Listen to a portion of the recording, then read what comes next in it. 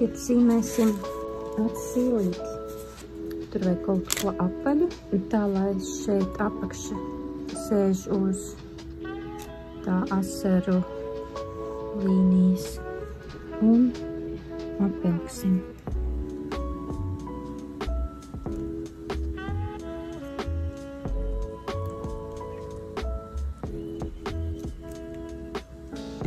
Tā varētu būt lielāks, bet nu, ir kā ir. Viņam ir tā kā jāaiziet tur plakstiņā iekšā. Un tagad es paņēmu citu zīmolu. Tas tas ūdenī šķīstošais. Vislabāk, protams, būtu stabilā, jo viņš ir melnāks. Un tādu kārtīgu melnu līniju zīmēju. Paskatieties tajā atsauksmes lapā, kur ir tumšas līnijas, kur ir gaišas, un šī te ir tumša līnija. Šī ir tumša līnija, un vēl šī ir tumša līnija.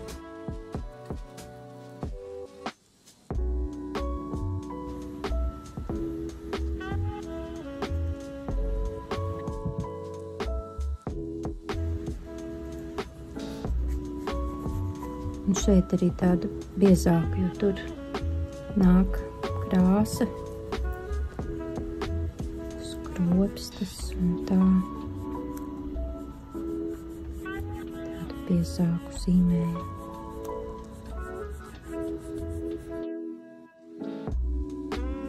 Un šo arī biezāku uztaisīsim.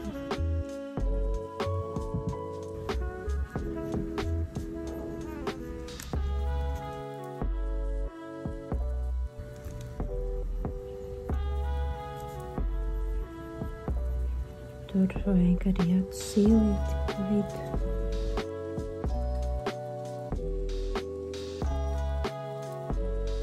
Un šeit parasti acī ir atspīdums, bet mēs tagad aizkrāsosim ciet, un vēlāk mēs šajā te vietā uzkrāsosim kaut ko virsū.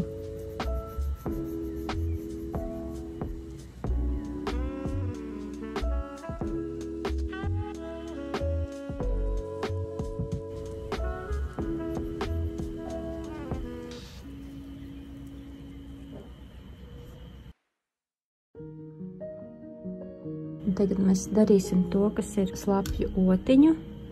No šīs te vidus daļas vilksim ārā sīlītē tās varavīksnenes šādā veidā. Tāpēc vispirms izkrāsojam melnu sīlīti. Kā es teicu, šo te mēs pēc tam vēlāk to spīdumu ievadīsim acī.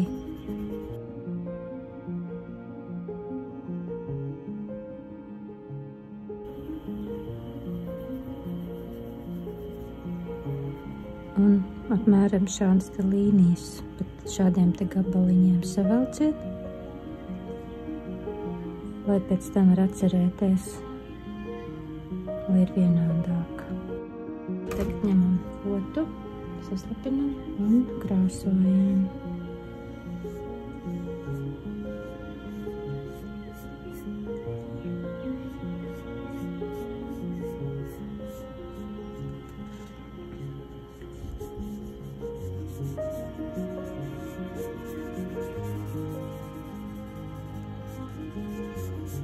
Tur ir tā kā āda, tur arī mēs krāsojam.